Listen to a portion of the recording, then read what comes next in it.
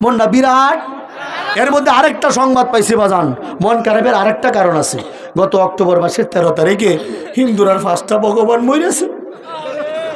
5টা ভগবান মারা গেছে। কয়জন?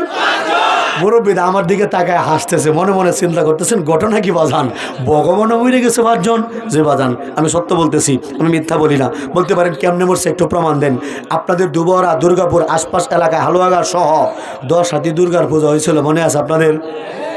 10 হাতি দুর্গা দুধ হয়েছিল, দুধের বাজারে ওই এরি বাপরে যাইতো না এই পর্যন্ত। মাইকের বাইকো যাইতো না জায়গা মতো, বাড়ায়ও বাড়ায়ও বাড়ায়ও। 10 হাতি দুর্গার পূজা করছিল, মনে আছে তো আপনাদের? এই দুর্গার পাশে ছিল তার মেয়ে লক্ষ্মী। কয়জন হইলো?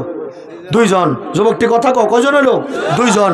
লক্ষ্মীর পাশে ছিল তার বোন সরস্বতী। কয়জন হইলো? 3 জন। এই সরস্বতীর পাশে ছিল হিন্দুদের আনমেরিড ভগবান বাবা কার্তিক। আমি জিজ্ঞেস করি কিরে আনমেরিড ভগবান মানে? বলে অবিবাহিত ভগবান। অবিবাহিত কমিটির সভাপতি। বলে ভগবান মরছে কয়টা? এর মধ্যে গেছিলাম কয় নম্বরে? 4 নাম্বার। 5 নাম্বার যারা মারা গেছে এটা হলো হিন্দুদের আত্মিমার্কা ভগবান বাবা গণেশ। কিনেশ সন্দেশ না, কাকু সন্দেশ না, গণেশ কিনেশ। এটার হাতি মার্কা সামনে দিয়ে দেখবেন হিন্দুরা দুধ দই বাজারেও আছে। এরা মন্দিরের মধ্যে দোকানের মধ্যে মূর্তি সাজা আত্মি মার্কা একটা ভগবান। এটা আত্মির সুর দেওয়া তাই আছে না বাদান? আচ্ছা আপনারা বলেন হাতি কোন গাছটা বেশি খাইতে পছন্দ করে?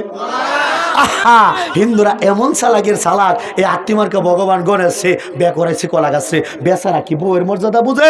বাসর রাইতের দিন নিজের পুরে নিজেই কামড়া খাচ্ছে। এই ভগবান গেল কয়টা? ঘুমায় পড়ছেন নাকি? ভগবান গেল কয়টা? এই 5টা ভগবান মারা গিয়েছে। যদি আপনাদের বিশ্বাস না হয় নদীতে গিয়ে দেখে আসতে পারে, এখনো ভগবানের কঙ্কালটি দেখবেন গিয়ে শুয়ে রয়েছে। কথা বলেন ঠিক কিনা? তুমি একটু হালকা পিছাতে হয় না, লাড়ি দিলে ব্যথা হয়ে যায়। এটা একটু সরাই দেয়, এটা গোতারি লাগবো আজকে। বাজার ভগবানটি কি হয়েছে? মারা গেছে। আশপাশে কঙ্কাল নদী আছে নাকি? এদিকে কোন সাইডে? একজন এদিকে একজন এদিকে। ওটা নাকি এটা ঘুরায় ফেরায় যেখানে আছে, যেখানে নদী আছে দেখবেন ভগবানের কঙ্কাল আছে। কথা বলেন ঠিক কিনা? মুসলমান হিন্দুদের পূজা যখন শুরু হয়, এই হাজংদের পূজা যখন শুরু হয়, এরা ডাইরেক্ট পূজা করে না। এরা প্রথমেই করে কি বাজান? খড়কুটা নেয়। এই যে আপনারা যে বসছেন এগুলোর নাম কি? আমরা কেউ বলি বন, কেউ বলি খড়। এই খড়কুটা নেয়, এঁটেল মাটি নেয়, ওটার মধ্যে পানি মিশায়, রং মিশায়, আর আমার লাঠির মতো সাইজে একটা বাঁশে চুক্কা কইরা ভগবানের পিছন দিয়ে ঢুকায় দেয়।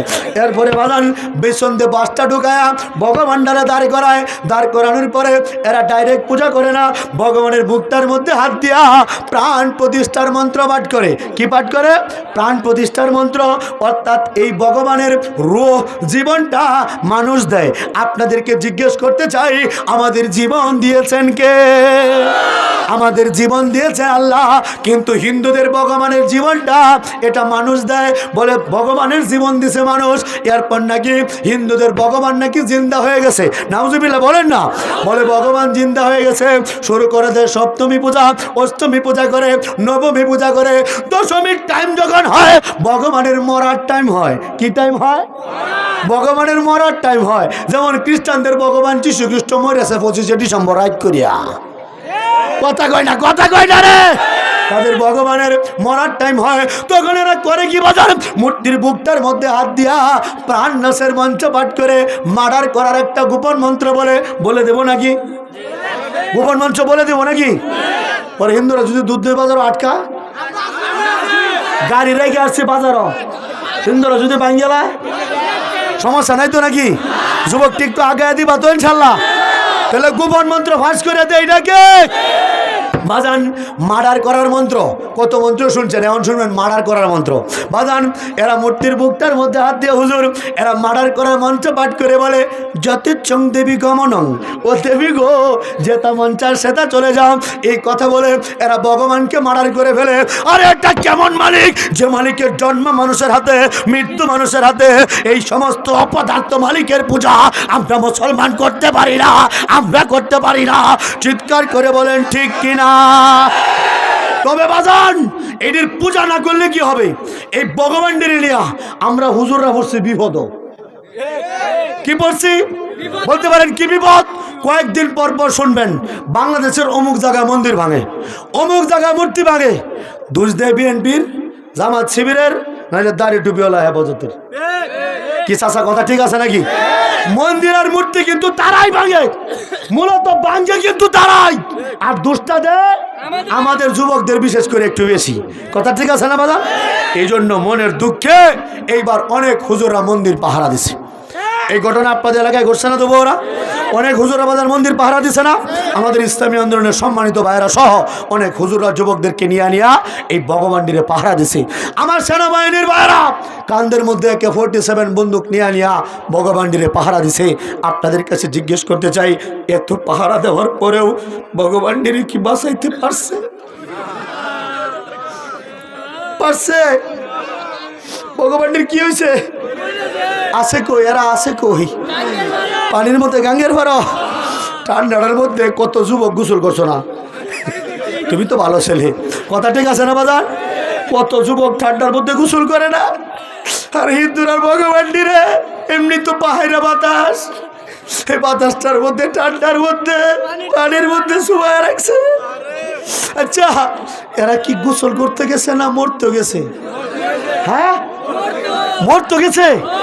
কেডা নিছে? আমরা তাবলিগের ভাইয়েরা, পীরের মুরিদরা, আমার হুজুররা। তাহলে কি যুবক তোমরা নিছ? পিছনের ভাই আপনারা নিছেন? ভগবানডিরে ফালাইছো আপনারা? ওই বাইকের ভাই, তুমি ফালাইছ? কেউই ফালাইলো না। ফালাইলো কেডা?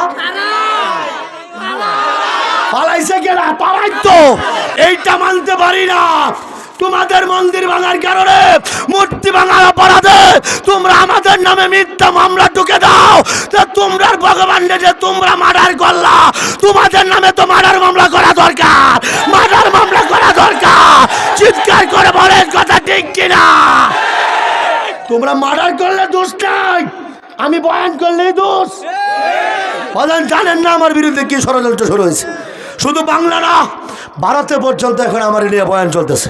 বড় বড় ব্রাহ্মণ আছে না, গোপীনাথ ব্রহ্মচারী, ইউটিউবে সার্চ দেবেন, দেখবেন আমার নামে বড় বড় মন্দিরে গিয়া এরা আমার নামে অপপ্রচার চালাইতেছে যে আমি নাকি বাংলাদেশে ঘুরে হিন্দুদের মূর্তির বিরুদ্ধে বয়ান করি। কার বিরুদ্ধে? মূর্তির বিরুদ্ধে বয়ান করি। এই জন্য বাজান, আপনারা আরেকটা খবর শুনছেন, চট্টগ্রামে সাইফুল ইসলাম আলিফ ভাই, একজন আইনজীবীকে এই যে ইসকনের বাটপাড়া, হিন্দু বাটপাড়ি, আমার এক ভাইকে হত্যা করছে, শুনছেন না আপনারা? এরপরে আমার কাছে খবর আসছে নেত্রকোনার প্রতিনিধির মাধ্যমে, আমার কাছে লিখিত আসছে বাজান, এই সাইফুল ইসলাম আলিফ ভাইয়ের পরে ইসকন টার্গেট করছে, আমাকে তারা মেরে ফেলতে চায়। আমার অপরাধটা কি? আমি নাকি মূর্তির বিরুদ্ধে বয়ান করি। আহা, কি অপরাধ আমার! মূর্তির বিরুদ্ধে কেন বয়ান করি? মূর্তির বিরুদ্ধে প্রত্যেকটা নবী রাসূল কথা বলেছেন। মূর্তির বিরুদ্ধে স্বয়ং আমার আল্লাহ কোরআনে বলছেন। কথা বলেন ঠিক কিনা? মূর্তির বিরুদ্ধে প্রত্যেকটা আল্লাহর ওলি ছিলেন। তা আমি মূর্তির পক্ষে যাই কেমনে? আমি বক্তব্য বলে না, আমরা মানবো না, মূর্তির পক্ষেই যাইতে হবে, মূর্তির বিরুদ্ধে বাংলাদেশে কোনো বয়ান করা চলবে না, তাহলে আমাকে তারা পেলেই মেরে ফেলবে। আমি চিন্তা করলাম, আচ্ছা মূর্তির বিরুদ্ধে বয়ান করলে তো ঝামেলাই। আমার মামলা অবাজান 3টা। কয়টা? 3টা। একটা খালাস হয়েছে, আর 2টা খালাসের পথে। দোয়া করবেন আল্লাহ যেন কবুল করেন। বাজান, আমার নামে মামলা হয়, হামলা হয়, কত এই বছরও হাসিনা যাওয়ার পরে দেও আমার গাড়ি ভাগছে বাজান। মানে আমি এখনো শান্তি নাই। যে পর্যন্ত নরেন্দ্র মোদীরে জবাই করতে না পারবাম, এর আগে আমার শান্তি নাই। কথা বুঝতেছেন তো আপনারা?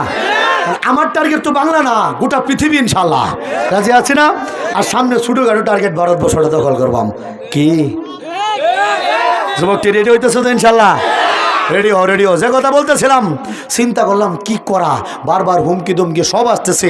মূর্তির বিরুদ্ধে বয়ান করে না, মূর্তির বিরুদ্ধে বয়ান করে না, মূর্তির পক্ষে কেমনে বয়ান করবাম?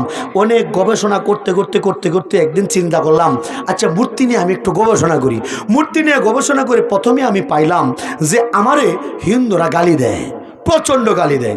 আমি মুসলমান হয়েছি, আমার 2 ভাই হয়েছে, আমার মা হয়েছে, আরও শত শত কালেমা পড়াইতেছি, এতে করে হিন্দুরা খেপে গেছে, আমারে গালি দেয়। কিন্তু মূর্তির দিকে লক্ষ্য করে দেখলাম, মূর্তি আমারে কখনো গালি দেয় না।